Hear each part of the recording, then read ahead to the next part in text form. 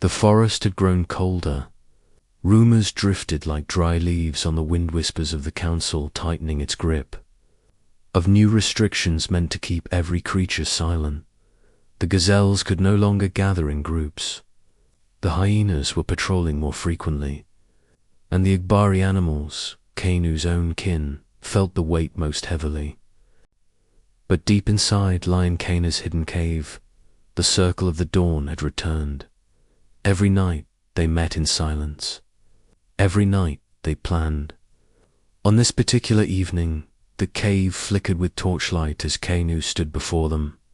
He was still thin from captivity, still bruised, but a fire burned in his eyes, brighter than ever. "We have a message," Kanu said, his voice low but fierce, "and the great forest will hear it." The chimp elder nodded. "But how? The council has blocked every path."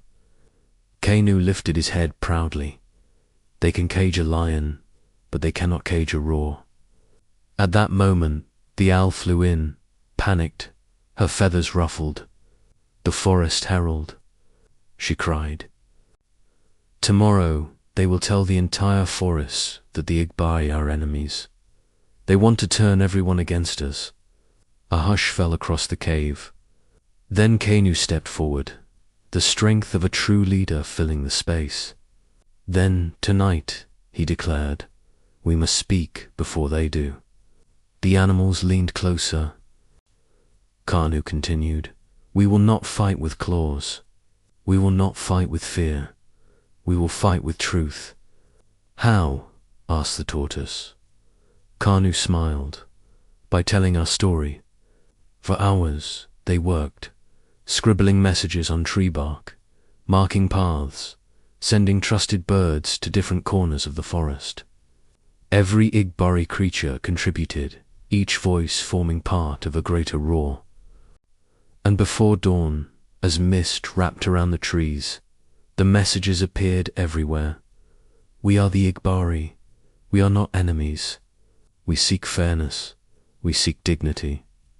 We seek our place in the forest." By sunrise, animals from all clans, antelopes, parrots, zebras stood, reading the messages. They murmured to one another.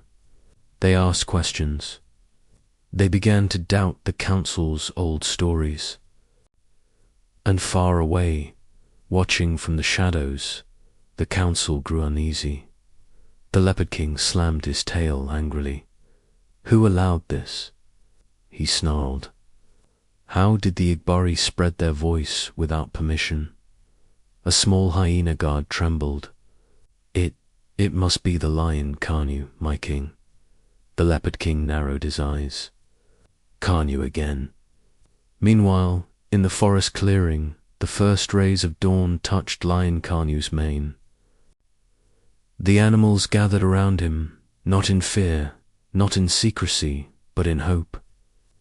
For the first time in a long time, the forest felt bright. For the first time in a long time, Kanu's roar sounded free. The story isn't over yet, so make sure you subscribe to find out what happens next. Thanks for watching.